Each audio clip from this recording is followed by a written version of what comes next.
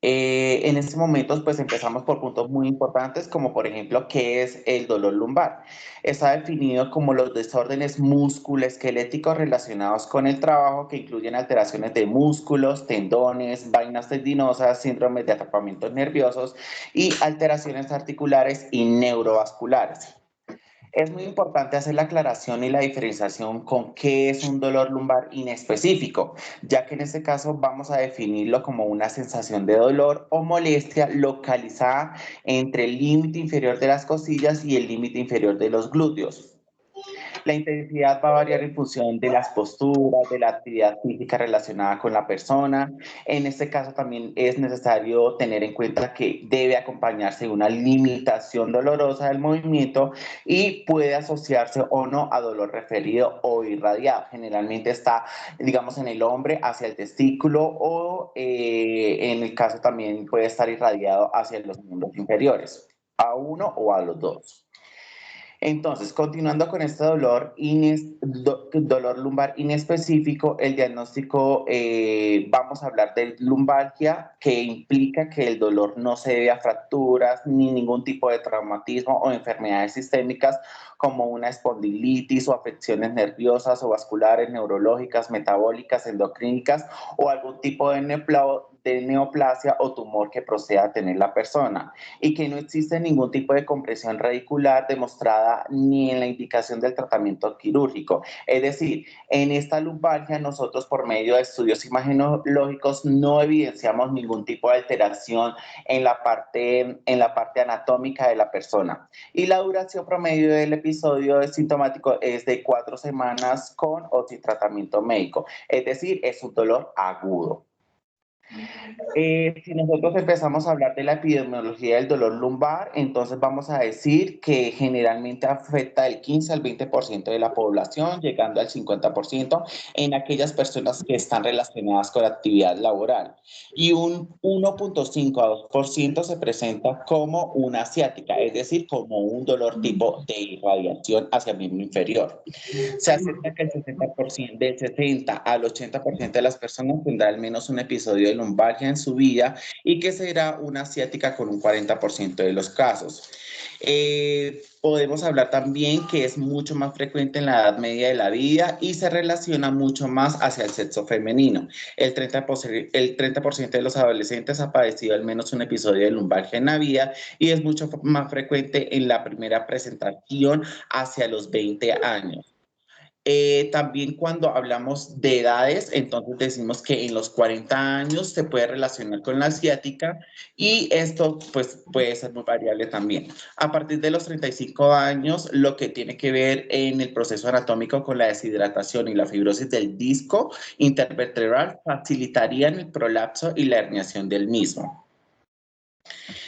Hay unos factores de riesgo no ocupacionales, dentro de los cuales vamos a incluir factores de riesgos no modificables, o sea, sí o sí es inherente a la persona, como la edad de la persona, la talla, el somatotipo, la genética, las patologías sobreagregadas o aquellos factores que están relacionados con cosas que podemos modificar, como los factores psicológicos, algunos patrones de personalidad específicos, la obesidad, la actividad física es laboral, los cuales pueden ser coadyuvantes en la aparición y posible cronificación del dolor lumbar inespecífico. Le doy paso ahora a uno de mis compañeros para que continúe con los factores de riesgo ocupacionales del dolor lumbar.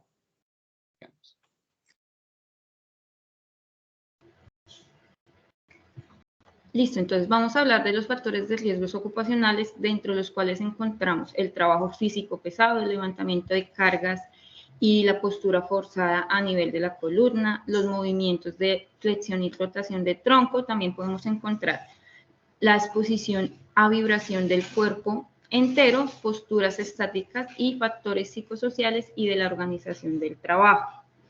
Dentro de los factores de riesgos también dependen de unas características. Están las características de la tarea, que son esfuerzos físicos demasiado frecuentes o prolongados en los que intervengan en particular la columna vertebral. También tenemos un periodo insuficiente de reposo fisiológico o de recuperación. Entre otros tenemos distancias demasiado grandes de elevación, descenso o transporte, y por último el ritmo impuesto por un proceso que el trabajador no puede modular.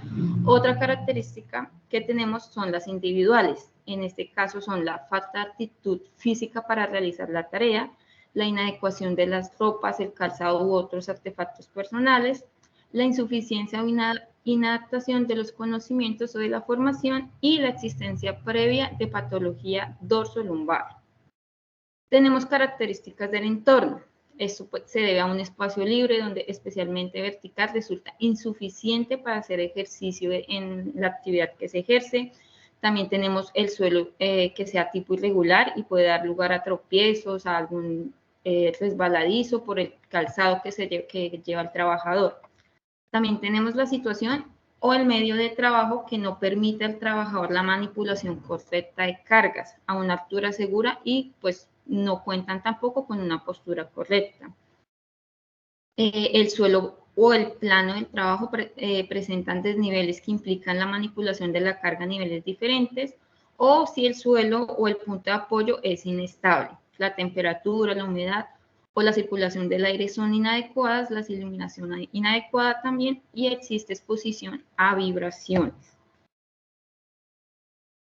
Tenemos también, qué pena, tenemos también la identificación de peligros y evaluación de riesgos, donde encontramos riesgos ocupacionales que han demostrado estar asociados con la aparición del dolor lumbar, que son los siguientes: el trabajo físico pesado, los movimientos de flexión y rotación de tronco, el levantamiento de cargas, las posturas estáticas, exposición a vibración y factores psicosociales y organización del trabajo. Ahora sí, continúa mi compañero.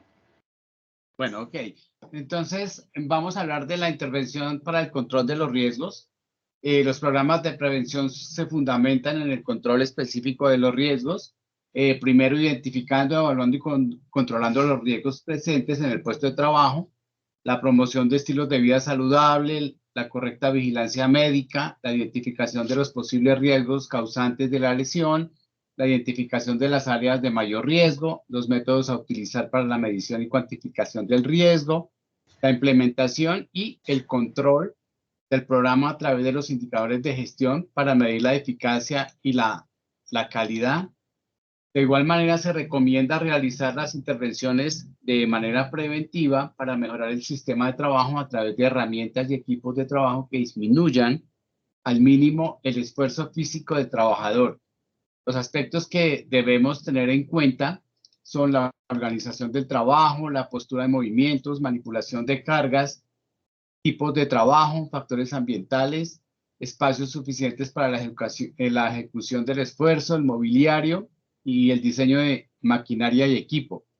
De igual manera, encontramos algunos métodos que vamos a nombrar de forma general, como el método NIOSH, donde específicamente se trabaja una ecuación donde se miden los diferentes elementos y recorridos de las operaciones que realiza el trabajador.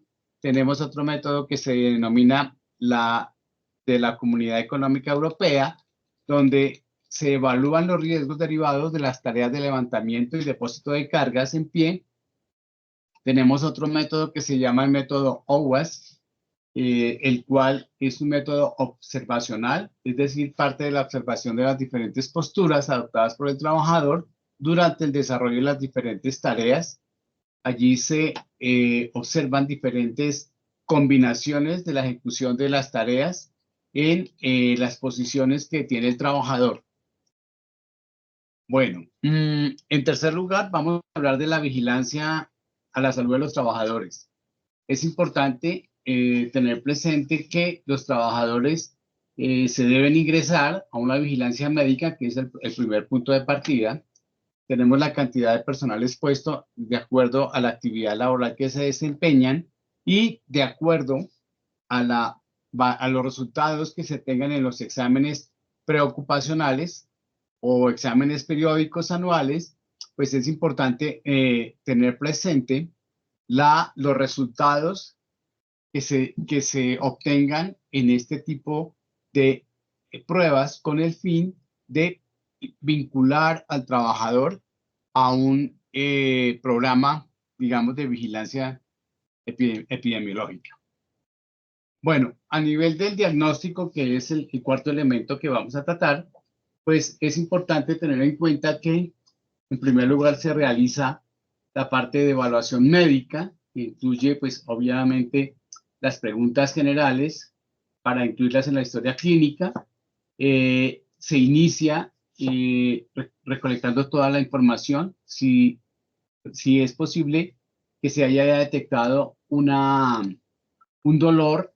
Entonces se registra el evento, se localiza el dolor, se miran las características que tenga el dolor, se realizan las pruebas diagnósticas que se requieran, como radiografías, resonancias, tomografías, se miran los factores de alivio o agrave que tenga el dolor y los signos de alarmas o síntomas que se puedan registrar. De igual manera, pues, se revisan todos los antecedentes médicos y las actividades ocupacionales y extraocupacionales que ha tenido el trabajador y los estresores psicosociales a que tenga lugar.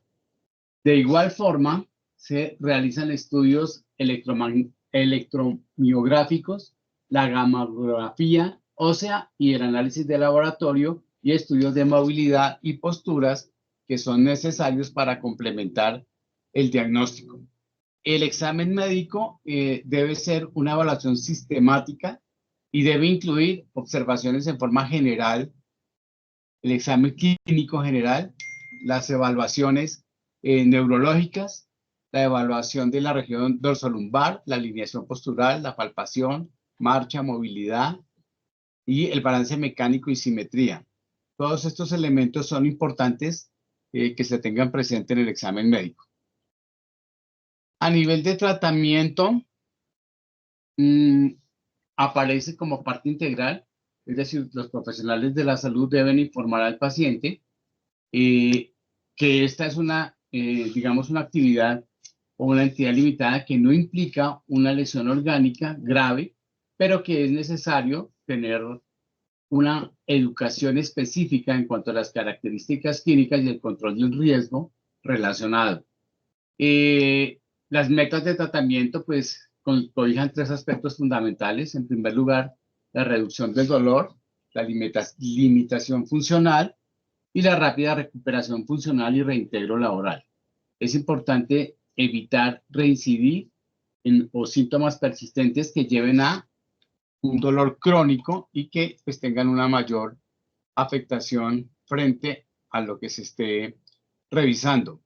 De igual manera, es importante tener claro que este proceso de tratamiento nos va marcando la pauta si requiere mayor intensidad o requiere otra serie de pruebas para que se lleve a cabo una rehabilitación total.